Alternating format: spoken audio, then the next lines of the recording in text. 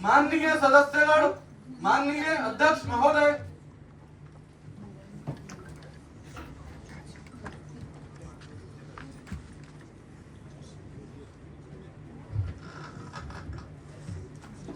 माननीय सांसदों, युवा संसद की शीतकालीन सत्र में आप सभी का हार्दिक स्वागत है। उम्मीद करती हूँ कि ये सत्र देश के विकास के लिए सहयोगी हो। अब हम नए मंत्रियों का शपथ ग्रहण कराएंगे। Now I request to Mr. Shoaib Khan, appointed as a new member of Parliament from Bhopal, please come and take oath in front of Parliament.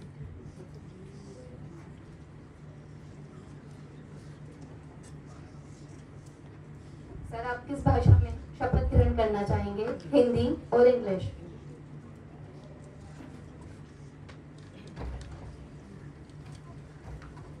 मैं शोएब खान ईश्वर के नाम पर शपथ लेता हूँ कि मैं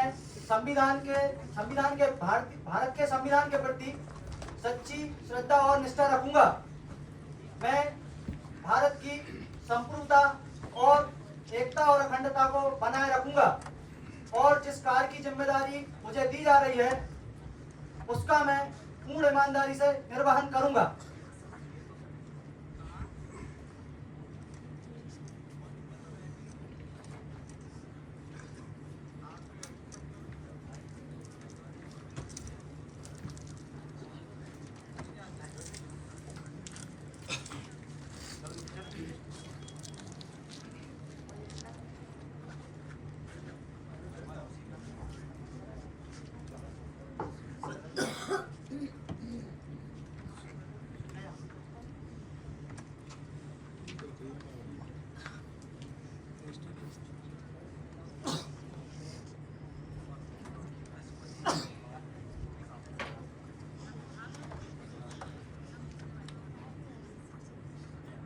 अब हम राष्ट्रगीत के लिए खड़े होंगे।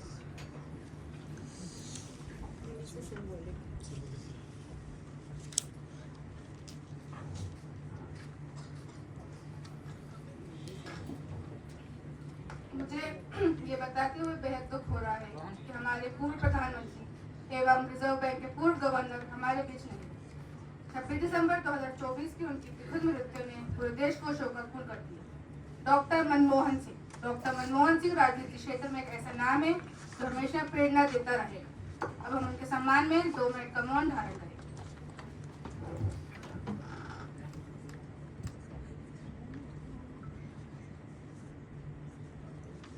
अब हम उनके परिवार को शोक पत्र प्रकट करें।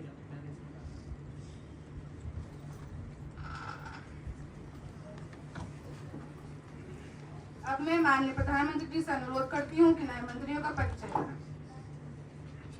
जोधपुर की नई सांसद मंत्री श्रद्धा दांगी का सदन में स्वागत।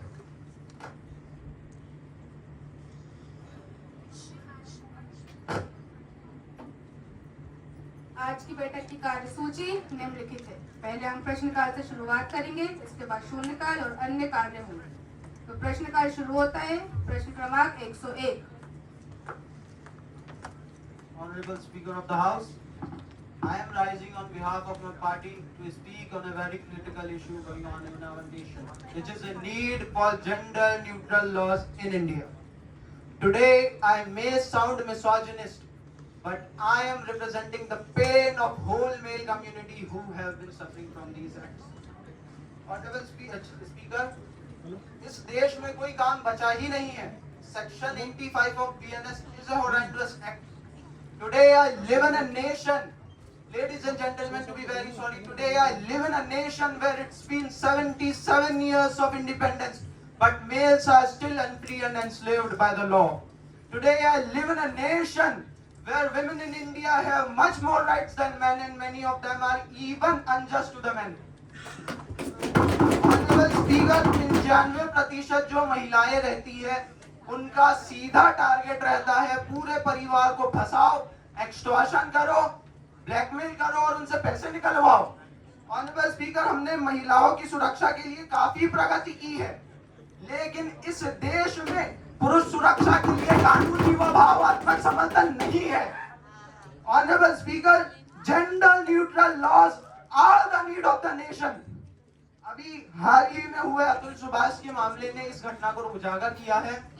उन पर आरोप ये लगाया था उनकी पत्नी ने कि ये घरेलू हिंसा करते, जिसमें दुखद रूप से उन्होंने अपनी जान ले ली। ऑनरेबल स्पीकर, ऐसे ही फेक रेप केसेस हो, चाहे हनी ट्रैप हो, फिर चाहे वो लिव इन रिलेशनशिप के मामले हो, इन सारे मामलों में भी सुनवाई सिर्फ महिलाओं की होती है। Honourable speaker, article 14 of Indian constitution states equality before law, यानी पुरुष और महिला एक समान है। Even our constitution talks about the equality of third gender, लेकिन जब बात आती है सोसाइटी में पुरुष हित की, तो सच्चाई कुछ और है। ऑनरेबल स्पीकर, आपको इस देश में हर जगह लाडली बहना योजना दिखाई देगी, आपको हर जगह लाडली बेटी योजना दिखाई देगी, कहीं पर भी आपको लाडले भैया योजना नहीं दिखाई देगी, कहीं पर भी आपको लाडला बेटा योजना नहीं दिखाई देगी। क्या वो लाडला नहीं होता? So called equality in our nation. Honourable speaker, मैं आपको बताना चाहूंगा 2022 की एनएससीआरबी की रिपोर्ट, जिसके मुताबिक आत्महत्या करने वाले 72% पुरुष हैं, जिनका आंकड़ा 1,25,000 है। वहीं पर महिलाओं का आंकड़ा 47,000। और तो और इनके कार्यकाल में 2014 से लेकर 2021 तक आत्महत्या करने वाले पुरुषों में 107% की वृद्धि आई है।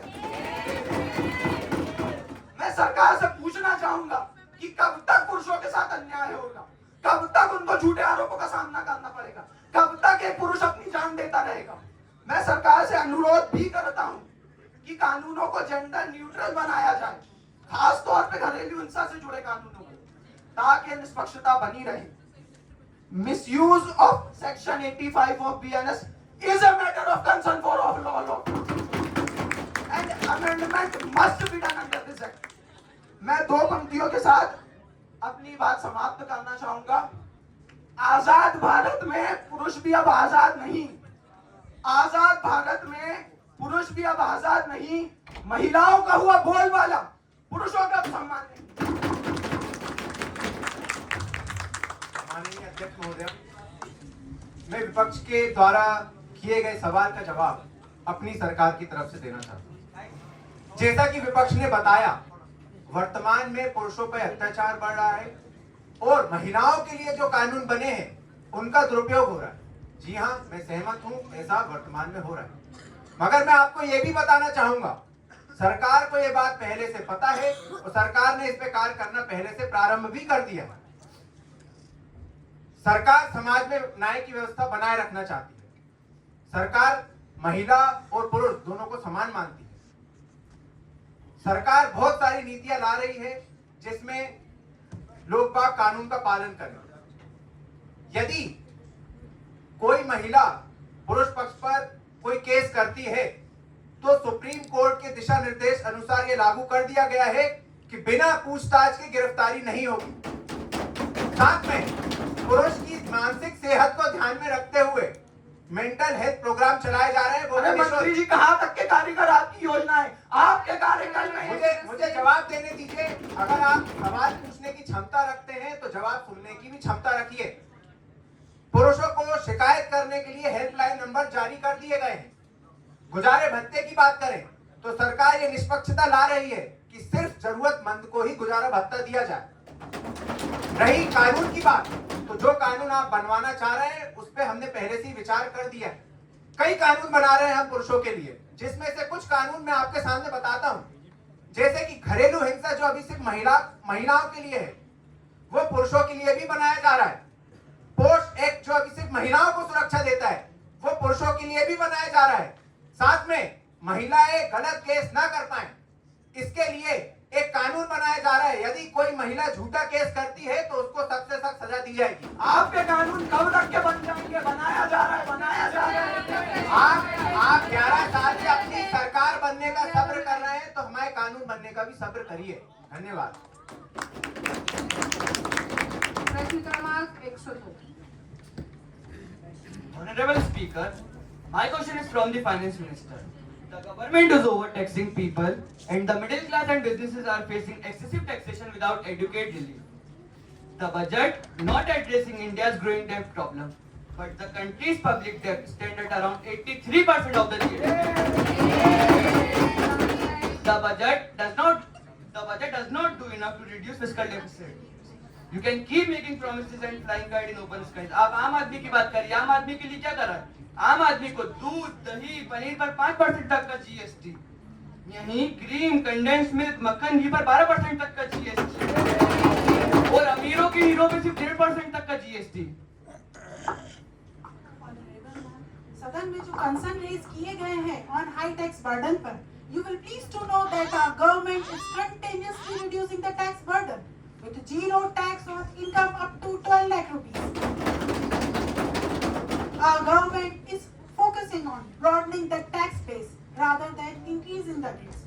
Yes, Honorable Ma'am, public debt is 83% of GDP, but the budget prioritizes. अब आम आदमी को लॉलीपॉप पकड़ा रही है, दिल्ली के इलेक्शन के लिए कर रही है अभी। ऐसा आपका प्रश्न हो गया। ऑनरेबल मैम महोदय, साथी द्वारा पूछे गए प्रश्न पर मैं उत्तर देना चाहूंगी कि जिनका गंतव्य एवं लक्ष्य सुस्पष्ट हो वह किसी लॉलीपॉप के चक्कर में नहीं पड़ते जनाब। हमारी सरकार चौतरफा विकास पर काम कर रही है। A country is not just its soil, a country is its people, and for the people of this country we are taking measures and focusing on the garib, youth, अन्नदाता and नारी। प्राइम मिनिस्टर धन दान योजना 100 district को cover कर रही है। Credit loan को 5 लाख तक एनहेंस किया गया है। हमारी सरकार का मिशन है cotton productivity and high yielding seeds को बढ़ावा देना। आम आदमी की बात पे आई, आम आदमी के लिए क्या कर रही हैं आप?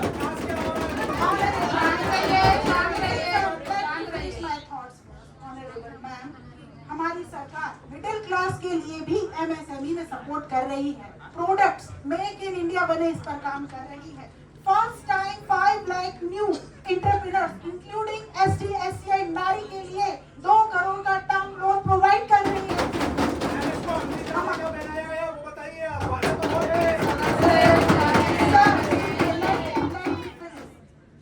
हमारा मिशन है ease of doing business, vibrant and dynamic MSME देना, जिसके लिए हमारी सरकार ने क्रेडिट लोन 5 से 10 करोड़ और 10 से 20 करोड़ बढ़ाया है।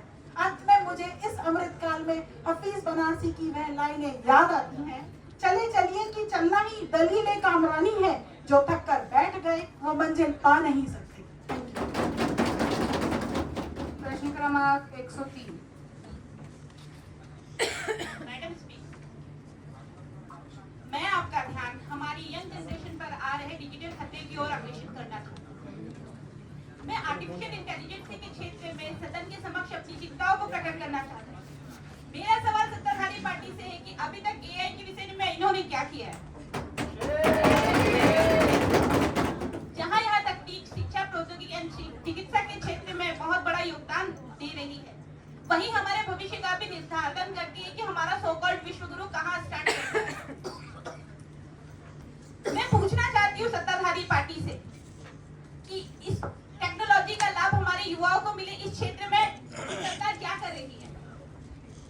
एआई से उत्पन्न खतरों के बारे में सरकार को पहले से ही चिंतित होना चाहिए था। डिजिटल अरेस्ट जैसे मुद्दे बहुत गंभीर स्थिति को उत्पन्न कर रहे, इस क्षेत्र में सरकार क्या कर रही है। हमारे देश के पास ऐसी कौन सी टेक्नोलॉजी है जिससे कि हमारा देश विश्व गुरु बने।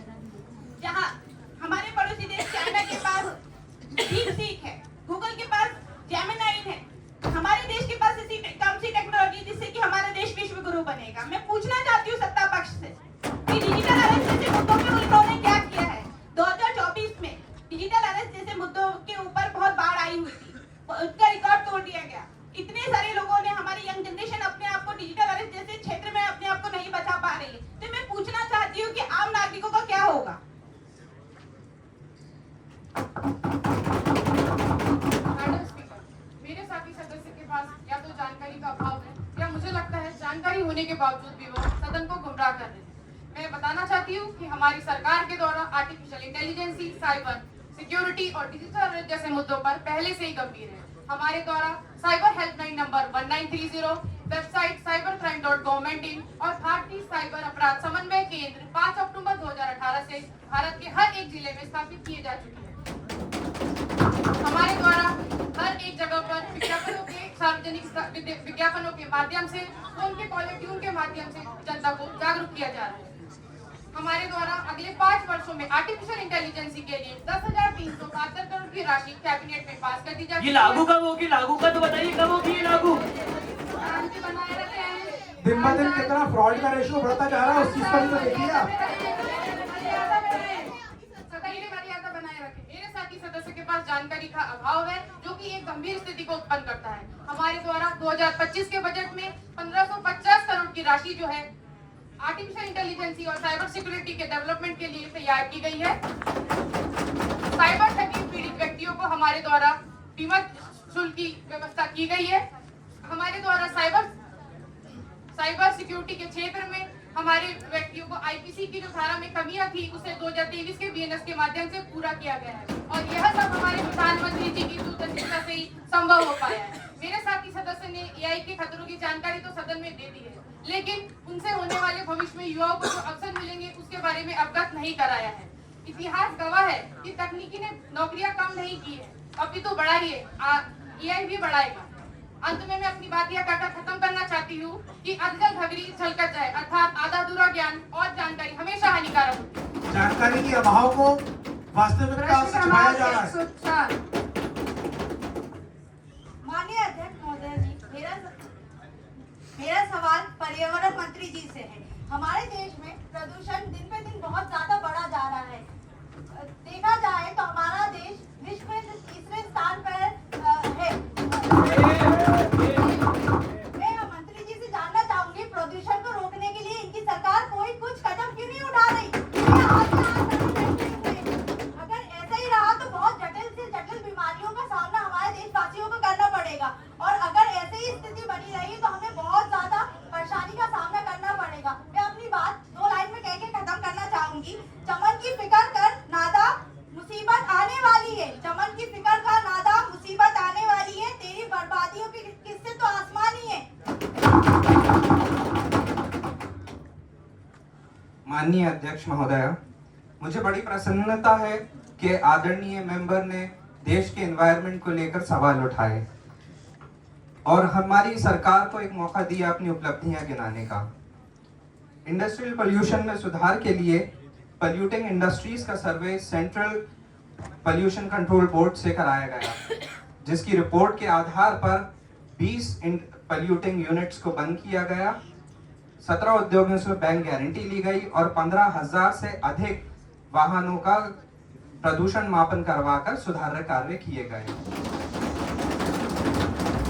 देश को इंडस्ट्रियल पोल्यूशन से बचाने के लिए पिछले 3 वर्षों में कोई भी लार्ज स्केल या medium scale polluting unit establish नहीं हुआ और जो भी पोल्यूटिंग यूनिट स्टैब्लिश हुए हैं उनमें पहले पोल्यूशन कंट्रोल इंस्ट्रूमेंट लगाने के बाद ही प्रोडक्शन की अनुमति दी गई है। मैं अपनी बात भोपाल गैस ट्रेजेडी का उल्लेख करके खत्म करना चाहता हूँ। भोपाल गैस ट्रेजेडी आपके कार्यकाल में हुई, आपकी लापरवाही से हुई और यही नहीं, भोपाल गैस ट्रेजेडी होने के बाद कई वर्षों तक केमिकल वेस्ट यूनियन कार्बाइड के प्रांगण में पड़ा रहा और भोपाल अगली गैस ट्रेजेडी के डर के साये में जीता रहा। उस केमिकल वेस्ट को हमने डिस्पोज ऑफ किया। Thank you. प्रश्न क्रमांक 105। माननीय अध्यक्ष महोदय का धन्यवाद कि उन्होंने मुझे सभा में बोलने की अनुमति दी। मेरा प्रश्न है कि भारत सरकार में महिलाओं की सुरक्षा एवं जल न्याय सुनिश्चित करने के संबंध में जो कानून बनाए गए हैं वो कब लागू होंगे, इसी संदर्भ में मेरे कुछ प्रश्न हैं। कोलकाता के एक मेडिकल कॉलेज में 31 साल की ट्रेनी डॉक्टर के साथ जो हुआ वो इतना हीनियस है कि उसने पूरे देश की आत्मा को झकझोर के रख दिया है। वेस्ट बंगाल सहित देश के कई राज्यों में प्रोटेस्ट हुआ, प्रोटेस्टर्स एवं ट्रेनी डॉक्टर्स पे पत्थर बरसाए गए। मेरा सवाल है सत्ता पक्ष से, why is India so unsafe for women? इस घटना का जो मुख्य आरोपी है संजय रॉय, वो वेस्ट बंगाल पुलिस में एक सिविक वॉलंटियर है। पास बैकग्राउंड उनका अगर उठाकर देखा जाए तो उनकी 3 शादियां टूट चुकी हैं डोमेस्टिक वायलेंस के चलते। यहाँ सवाल उठता है कि किस तरीके के आदमी को सिविक वॉलंटियर बनने की इजाजत दे दी गई वेस्ट बंगाल पुलिस में। एक लड़की जिसने नीट का एग्जाम क्रैक किया था, जो कि one of the toughest exam of India है, 36 घंटे की ड्यूटी करने के बाद जब वो अपने वर्क प्लेस पर जाती है, सुबह जब वो मिलती है तो मृत अवस्था में मिलती है। उसके अंगों से, आंखों और मुंह से खून बह रहा होता है। जब एक लेडी डॉक्टर ही इस देश में सुरक्षित नहीं है तो एक रोड चलती लड़की किस प्रकार आश्वासित हो सकती है कि वो इस देश में सुरक्षित है। इससे पहले जून 2017 का यूपी का उन्नाव गैंगरेप केस देखें, जो कि आप ही के पार्टी के पूर्व एमएलए ने किया था। उनको आजीवन कारावास के नाम पे मात्र 7 से 10 साल की सजा मिली। वहीं पीड़िता अपने ऊपर केरोसिन का तेल डालकर सीएम हाउस के सामने चली गई। सीधे मुद्दे पर आए, प्रश्न है। जी ma'am. She walked over a kilometer with 90% of burns on her body. ये है आपकी लाडली बेटी और लाडली बेटा। ये है आपकी लाडली बेटी, लाडली बेटा। बनाए रखें, मर्यादा रखें। पीड़िता करीब 90% जल चुकी थी। लखनऊ के सीबीआई अस्पताल में उसे प्लास्टिक सर्जरी बर्न वार्ड में रखा गया। जिस देश में नारी को देवी बनाकर पूजा जाता है, उस देश में महिला का, नारी का इतना तिरस्कार क्यों? न्याय के नाम पे विक्टिम को तो आत्मदाह करना पड़े और एक्यूज को उम्र कैद के नाम पे मात्र 7 से 10 साल की सजा। क्या कानून बना देना ही उपाय है या उनको लागू कराने के लिए भी आपके कोई ठोस कदम उठाए गए हैं? ये सवाल मेरे सरकार से है, कृपया आश्वासन जवाब। माननीय अध्यक्ष महोदया, विपक्ष सवाल पे सवाल उठा रहा है। जैसा कि अभी उन्होंने बताया कि हम और हमारी सरकार महिला सुरक्षा के लिए क्या कर रहे हैं। हाँ, ये बहुत गंभीर मामला है और पुनः सरकार पहले से ही इस पे कार्य करना प्रारंभ कर चुकी है। सरकार महिला सुरक्षा के लिए बहुत सारे कार्य कर रही है, साथ में महिलाओं को कई सुविधा भी दे रही है, जो आप ही लोग हमें गिनवा रहे हैं। लाडली बेटी योजना, बेटी पढ़ाओ बेटी बचाओ योजना, ये आप ही हमें बता रहे हैं। यानी आप मानते हैं सुरक्षा के बारे में बताइए। दीदी बैठ जाइए, दीदी बैठ जाइए। अध्यक्ष महोदय, हमें बोलने नहीं दिया जा रहा है, दीदी को शांत करें। बोलिए, आप बोलिए। हम कई योजना ला रहे हैं, आप हमारी बात सुनिए। तो आप बच्चों की तरह रोते रहेंगे और जिद करते रहेंगे, पर कभी बात नहीं सुनेंगे। महिला सुरक्षा के लिए हम सेफ सिटी प्रोजेक्ट लाए हैं, जिसमें विभिन्न शहरों पर, विभिन्न जगहों पर सीसीटीवी कैमरे लगाए जा रहे हैं। महिलाएं आसानी से अपनी शिकायत कर सके, उसके लिए हेल्पलाइन नंबर, ऑनलाइन, ईमेल कई माध्यम से चालू कर दिए गए हैं। महिला अपराध की पैरवी के लिए फास्ट ट्रैक कोर्ट बनाए गए हैं। महिलाओं की सुरक्षा के लिए 1000 रुपए का फंड बनाया गया है। साथ में ऑनलाइन अगर किसी महिला को प्रताड़ित किया जाता है तो उसको भी अपराध माना जाएगा, उसमें भी सजा दी जाएगी। रही रेप की बात, तो सरकार ने कानून बनाया है कि यदि 12 या 12 साल से कम उम्र के बच्ची के साथ दुष्कर्म होता है तो डायरेक्ट उसे फांसी की सजा दी जाएगी। आप सब्र रखिए, सब अच्छा होगा। ये दुविधा है और दावे तो ठीक है, हाथी के दांत खाने के कुछ और, खाने के कुछ और है। ये नहीं चलेगा, ये नहीं चलेगा। ये समस्या आपके समय से उत्पन्न हुई थी, मगर खत्म हमारी सरकार के समय होगी। धन्यवाद। प्रश्न क्रमांक 106। माननीय महोदय, मेरा सवाल माननीय पीडब्ल्यूडी मिनिस्टर से। मेरा माननीय मंत्री से पहला सवाल सड़क दुर्घटना में वृद्धि।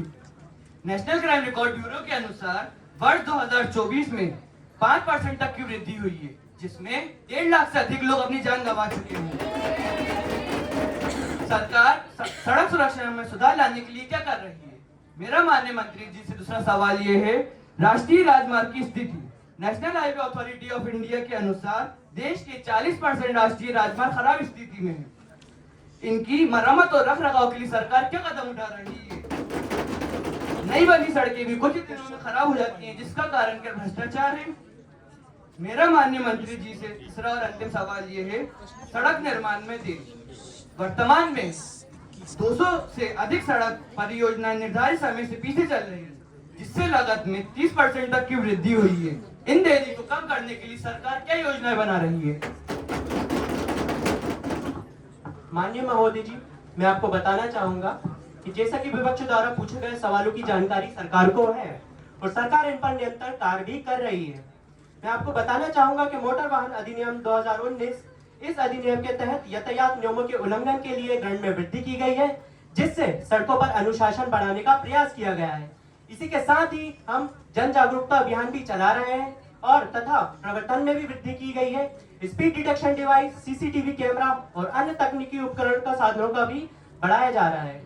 माननीय महोदय जी, मैं आपको बताना चाहूंगा कि विपक्ष का हमेशा से हमें नीचे दिखाने का ही मुद्दा रहा है और इस पर मैं कुछ लाइनें भी आपको कहना चाहूंगा। क्यों विपक्षी दल अब चुप्पी साधे बैठा है, आंखों पर गांधारी जैसी पट्टी बांधे बैठा है, इसीलिए अब चौराहों पर सब पर्दे खोलूंगा मैं, चाहे सूली पर टंग जाऊं पर मन का सच बोलूंगा मैं। हो ना हो ये जमाखोर तुम्हारे हैं, या तो दोष तुम्हारा है या रिश्तेदार तुम्हारे हैं। कलम सत्य की धर्म पीठे शिवम सुंदरम गाती है, राजा भी अपराधी हो तो सीना ठोक बताती है। मुद्दे पे आइए, मुद्दे की बात करिए, कभी तक क्या कर रहे हैं? विपक्षी दल क्रूर और सपुत्र बदमाश आपने जो जमाखोरों का मालिक है वो घोटाले का दोषी है। नियम बहुत बनाए आपने, सड़कें गड्ढों में आ गई हैं। माननीय अध्यक्ष जी, मैं आपको बताना चाहूंगा, हमारी सरकार द्वारा NHAI ने 2024-25 के वित्तीय वर्ष में 2.4 बिलियन डॉलर तक की राशि मुद्रीकरण की योजना बनाई है, जिससे सड़कों की मरम्मत एवं उनके रखरखाव में उपयोग किया जाएगा। और इसी के साथ ही हम विभिन्न प्रकार के कार्य भी कर रहे हैं। इसी के साथ मैं अपनी बात को यही समाप्त करता हूँ। टेक्नोलॉजी कौन सी इस्तेमाल कर रहे हैं? बारिश में सड़कें उखड़ जाती हैं। प्रश्नकाल समाप्त होता है। अब हम शून्यकाल शुरू करेंगे।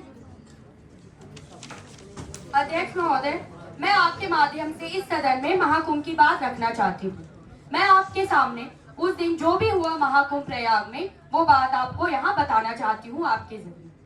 29 जनवरी रात के लगभग 1 बजे मौनी अमावस्या के दिन वहाँ कई लोग मरे, लेकिन हमारे मंत्री जी ने वो आंकड़ा अभी तक नहीं दिया कि वहाँ कितने लोग मरे, कितनों ने अपनों को खोया।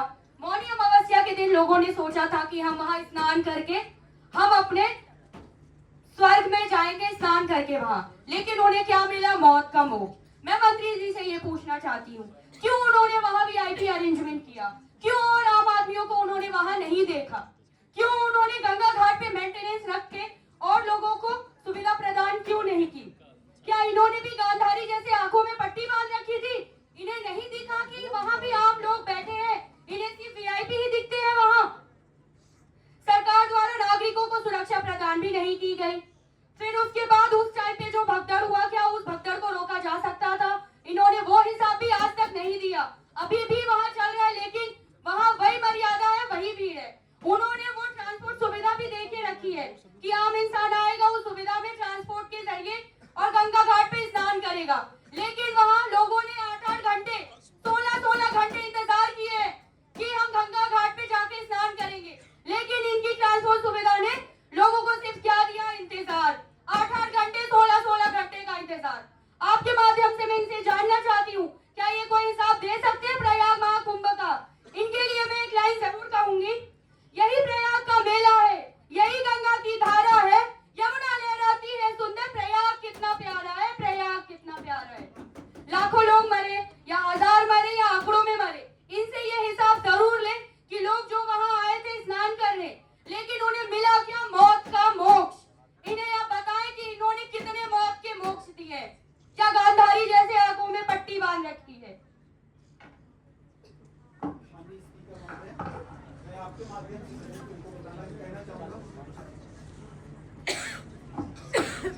कहना चाहूंगा घटना काफी दुखद है और सरकार ने पूरी गंभीरता से लिया है। वो दिखा हमें गंभीरता। पूरी गंभीरता से लिया है। घटना कैसे हुई? 29 जनवरी को जो मौनी अमावस्या जो मुख्य महापर्व था, उसके लिए हमारी पूरी टीम तैनात थी। हमारी स्टेट राज्य प्रशासन की टीम, मेला प्रशासन, NDRF, SDRF की टीम पूरी मुस्तैद कार्य कर रही थी। इसी बीच में भीड़ के द्वारा अखाड़ा मार्ग परिसर के अवरोध करने एवं उस पर हाथ तक जाने के चलते ये दुर्घटना घटित हुई है। महोदय, इसके बाद हमारी जो पूरी टीम थी कुछ ही मिनटों के अंदर महोदय आंखों में पट्टी बांध रखे, वहाँ एक दुकान थी, लाखों लोग वहाँ मरे, पूछिए इनसे। हमने ग्रीन कॉरिडोर बनाया और शीघ्र अस्पताल तक मरीजों को पहुंचाया। वो जो भी हताहत हुए थे उनको वहां तक अस्पताल तक मैंने पहुंचाया। अब रही बात, आप उस टाइम पे नहीं आए थे मंत्री जी, आप नहीं आए थे उस टाइम पे। पूरी टीम थी मैडम, हमारी पूरी टीम थी। ग्रीन कॉरिडोर बनाया गया और उसके चलते अस्पताल में हम शीघ्र स्वास्थ्य के लिए उनको ले गए। इसके बाद आई बात, परिस्थिति ये बनी कि घटना के तह तक भी जाने की जरूरत है। घटना के तहत जाने के लिए हमने न्यायिक आयोग का गठन कर दिया है। माननीय उच्च न्यायालय के मुख्य न्यायाधीश, सेवानिवृत्त मुख्य न्यायाधीश की अध्यक्षता में हमने सेवा गठन कर दिया है और गठन के बाद जो भी स्थिति बनेगी हम उस पर शीघ्र कार्यवाही क्या बात करते हैं, आपने तो आंखों में पट्टी बांध रखी थी गांधारी जैसे, अभी भी नहीं खुली आपकी आंखें। उनको ये नहीं पता है कि जितनी विश्व में अमेरिका, ब्रिटेन और रसिया की टोटल जनसंख्या है, उससे ज्यादा प्रयागराज में स्नान किया, कुंभ स्नान किया है, ये उनको नहीं पता है। अब रही बात हमारी यूएनएसजी की टीम थी और पूरी टीम थी, वो पूरी मुस्तैदी से स्थिति पे कंट्रोल किए हुए हम लगातार प्रशासन के संपर्क में हैं और घायलों को हमने 5-5 लाख रुपए एवं मृतकों को मुख्यमंत्री राहत कोष से हमने 25-25 लाख रुपए की देने की घोषणा किया है। रही बात इन्होंने अभी किसका नाम लिया, गंधारी का, जिन्होंने भगवान राम के अस्तित्व को नकारा, जिन्होंने भगवान राम के अस्तित्व को नकारा, वो आज गंधारी का नाम ले रहे हैं। महोदया, मैं कहना चाहूंगा गंधारी आंख से अंधी नहीं थी, उन्होंने हमेशा न्याय की बात की। उन्होंने दुर्योधन को और धृतराष्ट्र को, दुर्योधन को और पांडवों को कभी अलग नजरों से नहीं देखा, वो मन की आंख से देखती थी। मन की आंख से देखने के चलते उन्होंने हमेशा न्याय की बात की।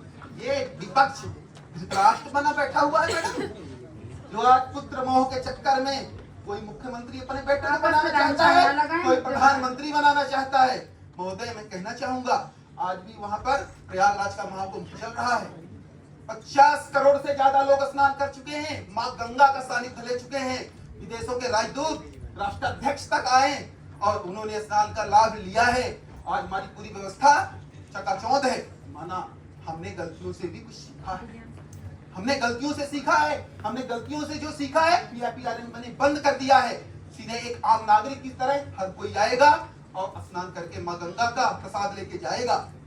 अब सरकार पूरी तरह से प्रशासन पर कंट्रोल करके रखी है, संपर्क में है। मैं महोदय ये कहना चाहूंगा कि अब ये जो विपक्ष आरोप लगा रहा है ये निराधार आरोप है। हम लोग पूरी मुस्तैदी से वहां पर अब किसी भी सिचुएशन से निपटने के लिए वहां पर सक्षम है। हमारी टीम पूरी तरह से कार्य कर रही है। सभा पटल पे रखे जाने वाला पत्र, किसानों को फसल बीमा। किसानों के लिए कृषि एवं किसान कल्याण मंत्रालय क्या क्या महत्वपूर्ण कार्य कर रहा है तथा किसानों को इससे कितना लाभ मिल रहा है, आज सदन में इसी बात पर चर्चा होगी। माननीय अध्यक्ष महोदय, मैं आपके माध्यम से कृषि एवं किसान मंत्री से ये जानना चाहती हूँ कि सरकार द्वारा देश के किसानों के सर्वांगीण विकास के लिए एवं कृषि उत्पादों की वृद्धि के लिए क्या मूल्यभूत कदम उठाए गए हैं जिससे किसानों के नैतिक जीवन में सुधार आए एवं देश कृषि उत्पादों में मजबूत हो। यदि हाँ तो इससे संबंधित ब्यौरा क्या है?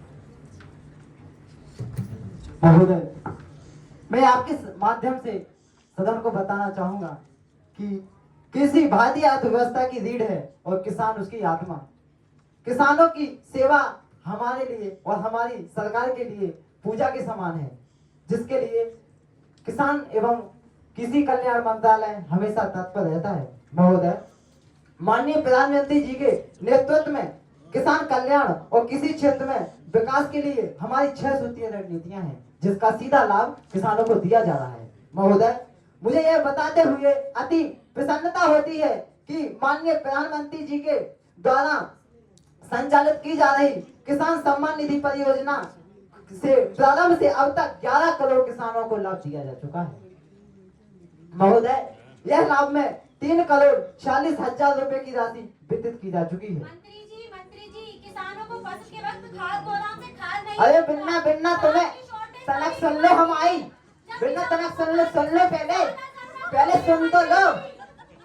एसी में बैठ के कहूँ किसानों को दुख नहीं समझे जाते, खेत की मेड़ पे बैठ के रोटियां खाई जात। महोदय, पीएम किसान फसल बीमा योजना, पीएम फसल बीमा योजना विश्व की सबसे बड़ी फसल बीमा योजनाओं में से एक है, जिससे 14 करोड़ 28 लाख किसानों ने आवेदन किया है तथा 600 लाख एकड़ भूमि को बीमित किया गया है, जिसके अंतर्गत 2,73,050 करोड़ की राशि मुआवजे के रूप में दी जा चुकी है। महोदय, उत्पादन की लागत घटाने के लिए तथा फर्टिलाइजर की सब्सिडी को बढ़ाने के लिए कृषकों को समय पर उर्वरक की उपलब्ध कराने के उद्देश्य से शासन द्वारा रासायनिक उर्वरक अग्रिम भंडार योजना संचालित की जा रही है, जिसके अंतर्गत किसानों को टीएपी की 50 किलोग्राम की बोरी 1350 रुपए में उपलब्ध कराई जा रही है। मंत्री जी सुनिए, किसानों के लिए जो एमएसपी व्यवस्था शुरू की थी उससे अभी तक देश के कितने किसानों को लाभ हुआ है? महोदय आपके समय पर किसान सड़कों पर उतर आए हैं। महोदय जी हम पे सवाल उठा रहे, हम पे सवाल उठा रहे। कबू बोरी कबू संतुलित न कबू बोरी मुड़ी पर रख के मंडी में बेच भी गई तो एमएसपी की बात कर रही हैं हमसे। महोदय किसान क्रेडिट कम ब्याज दर पर व्यवस्था से लेकर अनेक उत्पादन को बढ़ाने के लिए किसानों के लिए एमएसपी की व्यवस्था की गई है, जिसके अंतर्गत किसानों को 6,04,000 करोड़ रुपए की राशि मुआवजे के रूप में दिए जा चुकी है। महोदय मैं 2 पंक्तियों के साथ बताना चाहूंगा सदन को कि हम पर उंगलियां उठाने वाले जरा गिरबान तो झांको अपने आप की। हम पर उंगलियां उठाने वाले जरा गिरबान तो झांको अपने आप की। किसान किसान चिल्लाते हो, एक दिन जिंदगी जीकर तो देखो किसान की। इनके लिए कि जो एसी के कमरे में बैठ के किसानों की बात कर रहे हैं कि किसान चिल्लाते हो, एक दिन जिंदगी जीकर तो देखो किसान की। तब पता चल जाएगा कि वह मिट्टी से कैसे थालियां सजा देता है हिंदुस्तान की। जय जवान जय किसान। हम पक्ष की बात से सहमत नहीं हैं। हम वॉकआउट करते हैं। प्रशासन हाय, प्रशासन हाय, प्रशासन हाय। जनता पक्षी मनमानी नहीं चलेगी।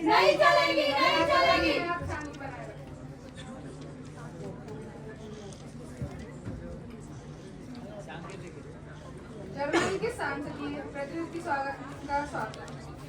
माननीय सदस्यगण, मैं अपनी तथा सदस्यों की ओर से श्री पी.एस. पवार जो फेडरल ऑफ रिपब्लिक जर्मनी के सांसद वुपर्टल के उपाध्याय हैं, उनका स्वागत है।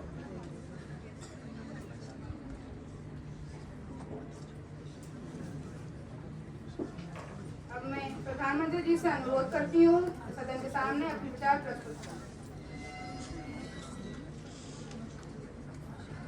भारत देश के पूर्व प्रधानमंत्री श्रद्धेय स्वर्गीय मनमोहन सिंह जी का निधन हमारे देश के लिए एक बहुत बड़ी क्षति है।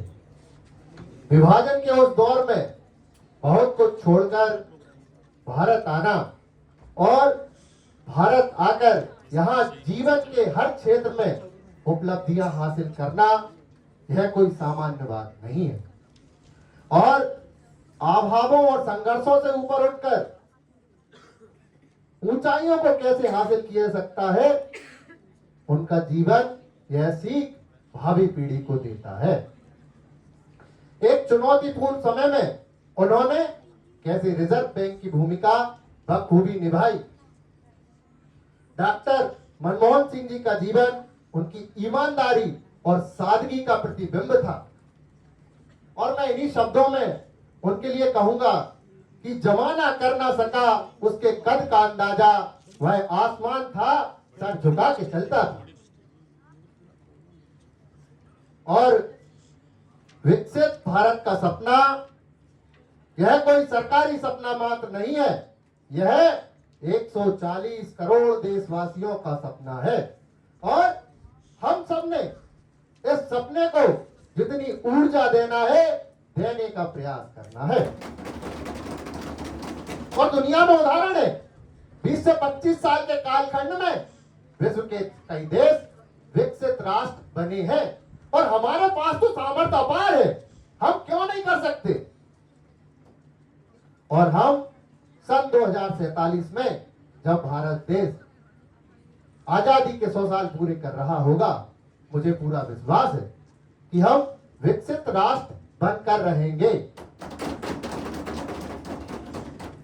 और आदरणीय अध्यक्ष महोदय, मैं विश्वास से कह सकता हूं, हमें और बड़े लक्ष्य पार करना है। यह हमारे लिए और बड़े ऊपर लक्ष्यों को पार करते हुए जाना है। और अध्यक्ष महोदय, यह तो हमारी तीसरी टर्म है। आवश्यकता के अनुसार आधुनिक भारत बनाने के लिए, विकसित राष्ट्र का संकल्प पार करने के लिए आने वाले अनेक वर्षों तक एकजुट रहने की आवश्यकता है। और मैं अंत में अपनी वाणी को यही विराम दूंगा और कहूंगा, सभी से आह्वान करूंगा कि विकसित राष्ट्र के लिए अपना सर्वस्व निछावर कर दें, क्योंकि इस देश में युवाओं की जनसंख्या अधिक है और प्रत्येक नागरिक सोचे कि हमें इस देश के लिए जीना है। जिस तरह हम अपने परिवार में जब सुबह उठते हैं, घर में बिस्तर को उठाते हैं, झाड़ू लगाते हैं, इसी तरह क्यों नहीं हम अपने भारत देश को अपना मान सकते। हमारे घर को, हमारे विद्यालय को, हमारी गांव को, हमारी गलियों को अपना मानते हुए जिस तरह देश का भला कर सकते हैं, जिस तरह राष्ट्र हित हो सकता है, वह कार्य करना है। और मैं कहूंगा कि उठो जवान देश के वसुंधरा पुकारती, उठो जवान देश के वसुंधरा पुकारती, देश है पुकारता पुकारती मां भाती। धन्यवाद। माननीय कानून मंत्री विधेयक स्थापन करेंगे। अध्यक्ष महोदय, मैं आज एक ऐसे मुद्दे पर बात करना चाहता हूं जो देश के भविष्य से जुड़ा हुआ है, जो देश के आने वाले कल से जुड़ा हुआ है। अध्यक्ष महोदय, अभी देखा गया है हाल ही में पेपर लीक जैसे मामले बढ़ते ही जा रहे हैं। अध्यक्ष महोदय, इसी चीज को गंभीरता से लेते हुए हमारी सरकार ने एक बिल लाने जा रही है जिसका नाम है public examination prevention of unfair means bill 2024। अध्यक्ष महोदय, मैं ये बताना चाहता हूं, जब एक विद्यार्थी परीक्षा देने जाता है तो केवल उसका शरीर उसके साथ नहीं जाता, उसके सपने उसके साथ जाते हैं, उसकी मेहनत उसके साथ जाती है, उसकी लगन उसके साथ जाती है। पेपर लीक जैसे मामले उन मेहनती स्टूडेंट्स के साथ खिलवाड़े, उन सपनों के साथ खिलवाड़े, उनकी मेहनत के साथ खिलवाड़े। अध्यक्ष महोदय, विपक्ष हम पर आरोप लगाता रहता है, लेकिन हमारी सरकार बोलने से ज्यादा करने पर विश्वास करती है। इसी के साथ मैं कुछ बिल की विशेषताएं बताना चाहता हूं। अगर अध्यक्ष महोदय कोई इस बिल के तहत कोई अपराधी पाया जाता है, कोई चीटिंग पाई जाती है, तो उसको 3 साल से जेल और साथ ही 10 लाख तक का जुर्माना होगा। इसी के साथ देखा गया है कि ऑर्गेनाइज गैंग भी शामिल थी। अगर कोई ऑर्गेनाइज गैंग शामिल होती है तो उसको 10 साल की जेल, साथ ही 1 करोड़ तक का जुर्माना होगा। अध्यक्ष महोदय, अगर कोई इंस्टीट्यूशन पाई जाती है कि वो पेपर लीक जैसे मामले में शामिल है तो उस पे हम 4 साल का बैन और साथ ही 3 से 4 साल की जेल का प्रावधान हमारी सरकार ने लाई है। अध्यक्ष महोदय, मैं ये बताना चाहता हूँ कि और संदेश देना चाहता हूँ हमारे जितने भी विद्यार्थी हैं देश के, कि आपकी सरकार आपके साथ है। जो आरोप लगाते हैं वो आरोप लगाते रहें, आपकी सरकार आपके साथ है। इसके साथ अपनी बात खत्म करता हूँ। धन्यवाद अध्यक्ष महोदय। The bill is put for vote now. Those who in favor may please say aye. Aye. Those in against it please say no. No. I think I have it. I have it. I have it. The motion is adopted and the bill, the Public Examination Prevention of Unfair Means Bill, is passed. अब हम सब राष्ट्रगान के लिए खड़े होंगे।